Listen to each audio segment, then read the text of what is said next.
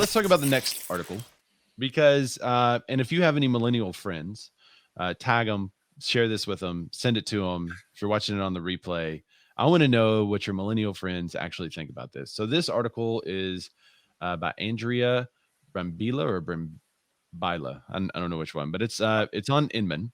It says nearly 1 in 5 millennials have given up on home ownership. Just stop after giving up. So the big question is why? Because we believe, a lot of real estate agents believe that it's still like the American dream, right? So why have millennials given up? Well, the big problem is down payment. Hey, Matt, producer Matt, can you show the chart at the bottom of this article or towards the bottom of it? The majority of millennial renters have no down payment savings. How much money have you saved for a down payment so far? 63% of the people that responded to this survey by Apartment List said 0. And are these only millennials? Yeah. Okay. These are only millennials surveyed. Yeah. 15% said less than 10,000, which if your average purchase price around the country is running up into the 400s. That's average loan amount. Yeah, that's not gonna get you It down won't payment. do it. Not even the loan amount you can cover. 8% said they have 5,000 to 9,000, and then 14% said they had $1 to 5,000. So one of the biggest problems, and this is kind of opposite of what we were hearing before the 2020 pandy that happened. We were hearing that millennials had a lot of money, but they were just choosing not to spend it on housing, and they were choosing to do other things with their money, but that it was starting to turn because more millennials were wanting to buy a house because they were kind of in the next phase of life. Well, now for whatever reason, they're burning through their money, or they've burned through their money. Maybe it was layoffs, maybe not. Maybe they didn't change their standard of living when they lost their job. 18.2% of millennials who don't currently own a home expected to always rent. Now that number is up from 12.3% in 2019 and 10.7% in 2018. So the gain was a lot higher than it was over previous years. Millennials are the largest generation.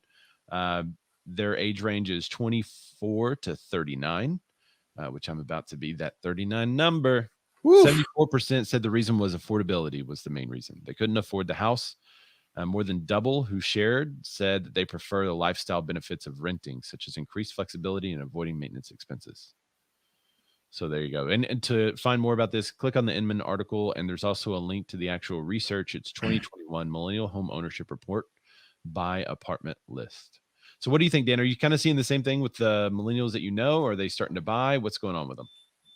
I don't know. I don't know any millennials. I don't know. I literally don't know one. All my buyers rely on the commenters and the people in Clubhouse. Okay, so for me, I don't know.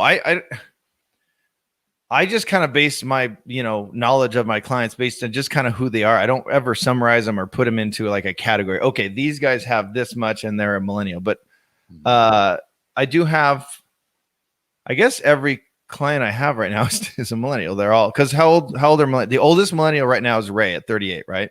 Right, 39 officially, but yeah. Yeah, and they go to range, my clients right now range from 25 to, as far on the buy side, 25 to about your age. So I'd say that the savings, because, well, one of them is using they bought a house 5 years ago, and now they're leveraging, they've made a lot of money, so they're using that for their down payment.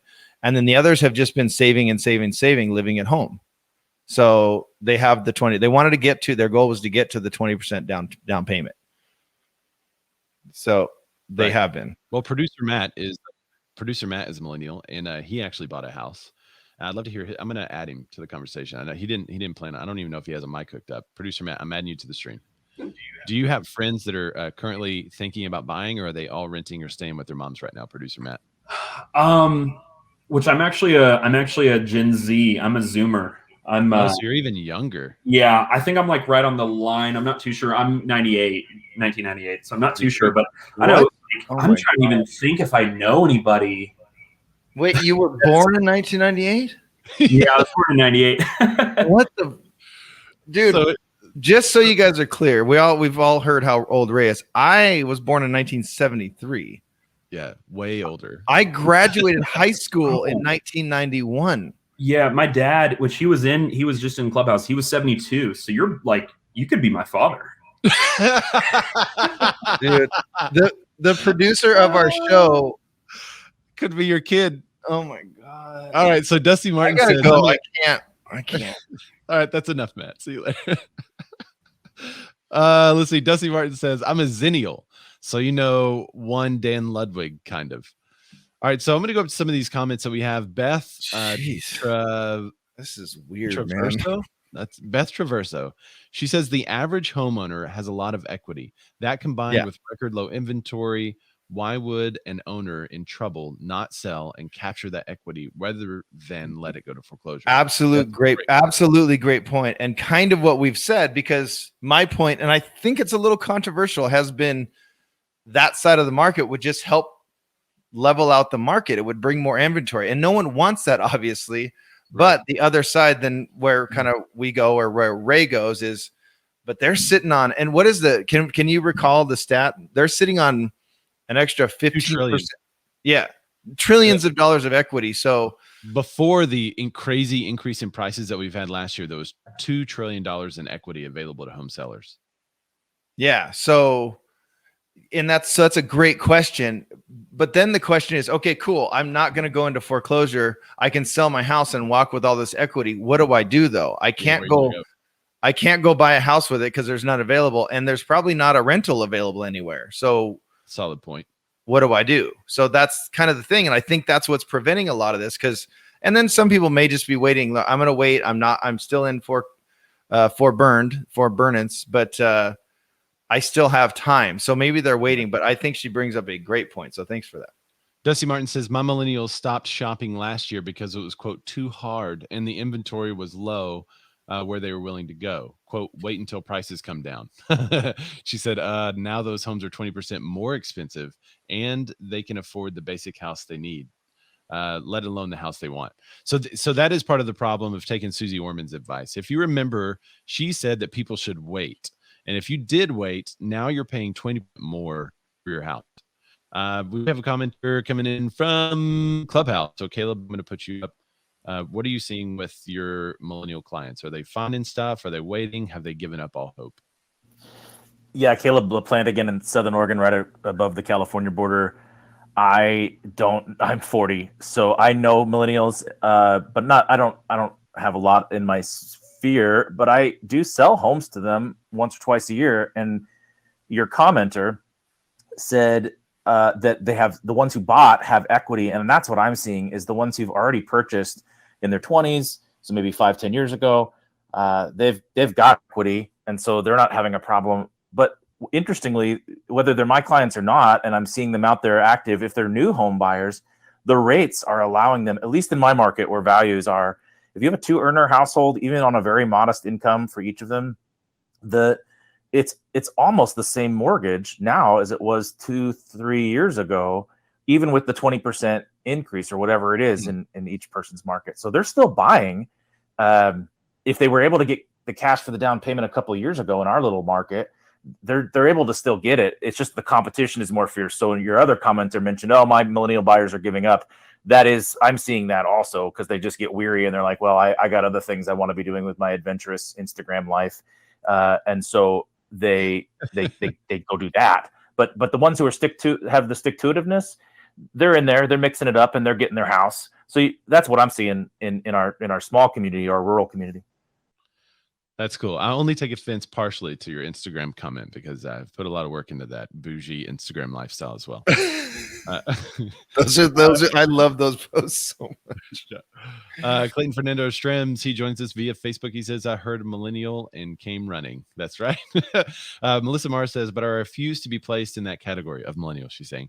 And I'm also working on buying another property at the end of the year. Okay, so she's pro home ownership, but she's also pro home ownership, and she's a realtor. So that means she's a realtor. Yeah, realtor. Mike Elizabeth Rodell says, I have younger buyers. They're frustrated with what they want, no repairs because they have no maintenance skills, and what's available in their price range.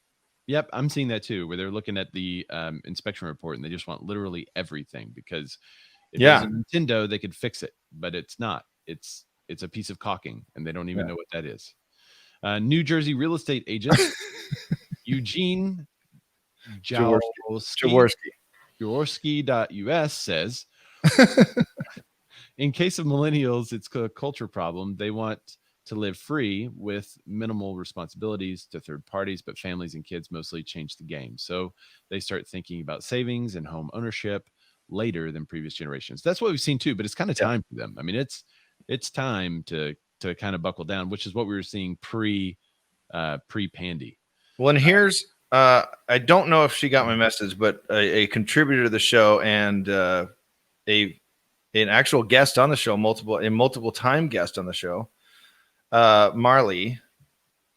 It's Marley Presswood. So she shared in her Instagram stories. It says in 2020, some 4.7 million millennials turned 30. Yep. Which is generally considered the beginning of people's home buying years, according to data from Realtor.com. I feel like we should own that. Yeah, it was like 3.8 million, I think, the year before even. Yeah, and then in 2021, another 4.8 million millennials will reach that. So not get to 4.8 million, another 4.8 million will reach that milestone. Right. So kind of to whose point, who made that point? I guess Eugene made that point, is it's later in life now. Now they're 30, you know what I mean? They're going to start thinking about that. Okay, so let me go to one of the Clubhouse commenters. Olivia, tell us who you are, where you're from, and what's your opinion on the millennial home buyers? Hey, Ray. First met you back in Tom Ferry days, one of the events there. So good to see you, and it's incredible to see how far you've come with all your real estate show and everything. But thanks for having me up here. I am 29 in the Maryland, Northern Virginia area, and naturally my primary focus has been those millennial buyers for the past 7 years since I've been in the business. What I've been seeing with my clients is a little bit of what was mentioned earlier, of people that do have equity in their home that I sold 3-4 years ago, and they're able to now take that equity and move up. Question is, where are they going? I'm seeing mostly new construction to where they're confident that they'll be able to sell their home right up until before their home is completed, to be able to make that transfer into their new home without having to move twice.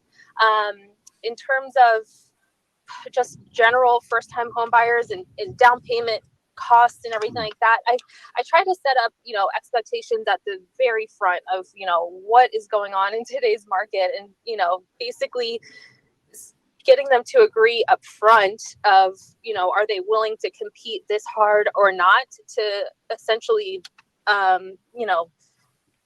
allow them to back out or get overwhelmed by the process, because I've hopefully, if I've done my job right, is set their expectations properly up front. And then also don't discount the parents. I mean, like we're saying, that they love home ownership, they value it, and they're coming up big for their kids in terms of funds. Okay, they're bringing mom and dad to showings. I want them, all the decision makers there, anybody that's gifting funds there. And they're like, okay, we need to do whatever we need to do to get this house. And parents are coming in big with gifts. I have been seeing that as well. So that's really interesting. Sometimes you don't know if it's just kind of your area, or if that's kind of a nationwide thing. So that's interesting to see.